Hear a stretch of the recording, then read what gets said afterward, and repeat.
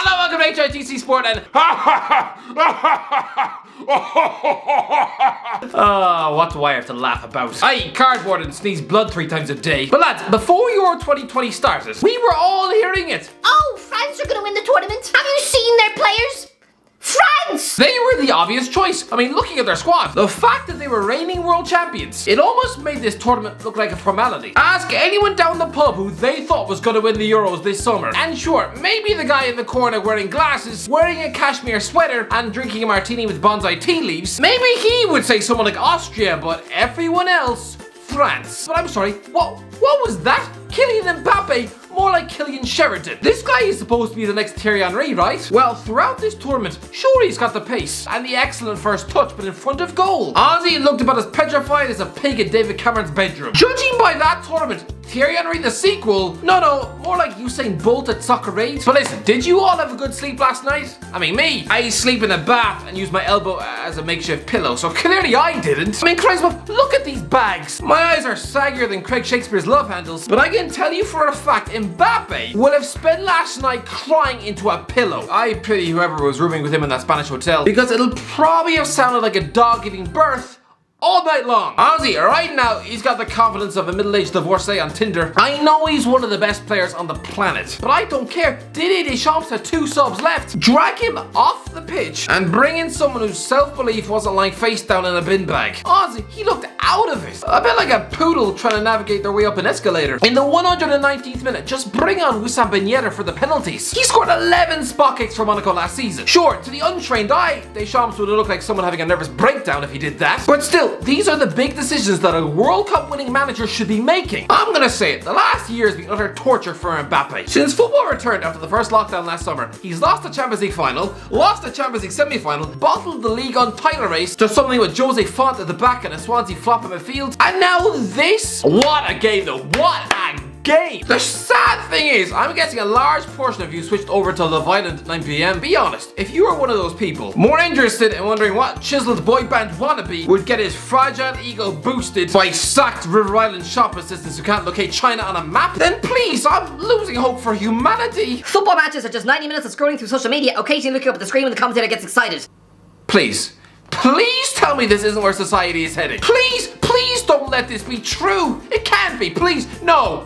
But lads, this was typified arrogance. The French thought they could just turn up and swat Switzerland away like a disabled fly. I mean, good Christ, a Cardiff peasant like Kiefer Moore was able to score against this defense. So surely for these French multimillionaires with brand deals coming out of their nostrils, this was going to be light work, right? They probably looked at the Switzerland starting 11 and laughed. Blatantly laughed into their cornflakes. Sure, they had Jordan Shaqiri in the pocket, but the Aussie looks like a cross between the Terminator and Tyrion Lannister. Yeah, he's probably able to bench press a caravan, but he also probably needs to bring a stepladder to find the top shelf in Tesco's. Who else? Benfica target man Haris Seferovic, a man who either scores 30 a season or 5. So basically, the Swiss Papi Cisse. It's just gloriously inconsistent, and yet the likes of Varane and Kimpembe probably licked their lips and looked at him the same way an isolated cannibal looks at a stray dog. Who else? Granit Xhaka in midfield. A guy who now looks like if you shaved Avril Lavigne bald. This guy is supposed to be a midfield general, right? A leader on the pitch. And he clearly showed it by preparing for this tournament by sitting in a salon armchair, reading Hello magazine with this thing on his head for 3 straight hours. Probably gossiping with the other women about who cheated on who in Hollyoaks. But lads, Granit Xhaka was man of the match, utterly immense, and even able to drink a bottle of Coca-Cola before the penalty shootout. Now listen, maybe, alright, maybe this guy likes drowning his arteries in sugar before the single most important moment of his life, but I imagine that stance gets everything you're taught in sport, so I'm guessing he was given a fat paycheck to do so, in which case,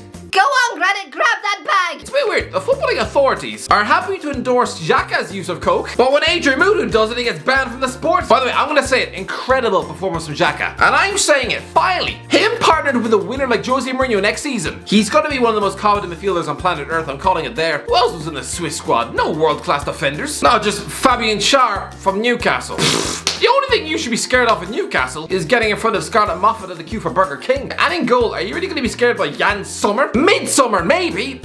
if you know, you know, I didn't sleep for weeks. I'm sorry, before we get into the game, can I just touch on some French players? Antoine Griezmann, this fella clearly has an ego bigger than a fridge. This is a man so in love with himself that during his transfer saga during the last World Cup, he brought out an entire self-indulgent documentary called The Decision. Well, here, he mostly ran about like a headless circus clown. He just looked pointlessly frustrated all night, a bit like Jeremy Clarkson on a tractor, or Piers Morgan waiting for Meghan Markle to text him back. This guy is supposed to be a £120 million superstar, right? Oh, he was utter wet fudge. But good Christ, this game was nutty. In extra time, the commentators said the name Mbappe and Mbappe so many times, I could have sworn we were in a Hanson music video.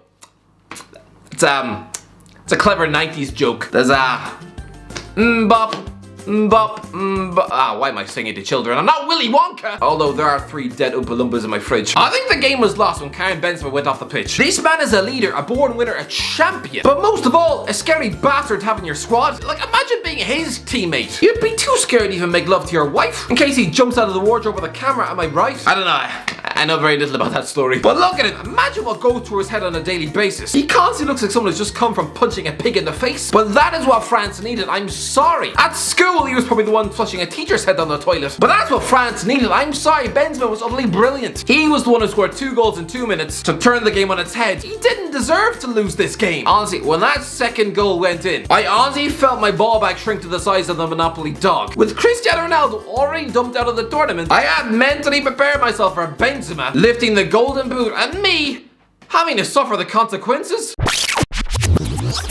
Apparently he's targeting the golden boot. No, if he wins the golden boot, I'll drink a pint of microwave dog food. Thank you so much, Switzerland. And I know they had to make the substitution because he was injured, but bringing him off for Olivier Giroud. Listen, Giroud is a top underrated player, and he's going to end his career as France's record goal scorer, so please put some respect in his name. But not only is Benzema a much better all-round footballer, Giroud doesn't have the same personality. Is Giroud a leader, a warrior? Does anyone really think you're going to get a rallying war cry from this guy? Someone who looks like he's failed an audition for The Wanted? He's a top player, but come on, in the dressing room, he's probably about as loud as Frodo Baggins. And Paul Pogba's celebration. Overconfidence in a nutshell. He sticks one into the top bins from 30 yards out, and then just stands there like Mario Balotelli with his arms folded. Oh yeah, I did that, but that's just normal for me. I'm Paul Pogba. Really? Because it's your first goal for France in 3 goddamn years? I'm sorry, but if you only get on the score sheet for your country 3 times a decade, you don't really get to celebrate obnoxiously like that. And then he starts body popping on the pitch. The guy thinks he's the next Jay-Z. Does someone want to remind him that his name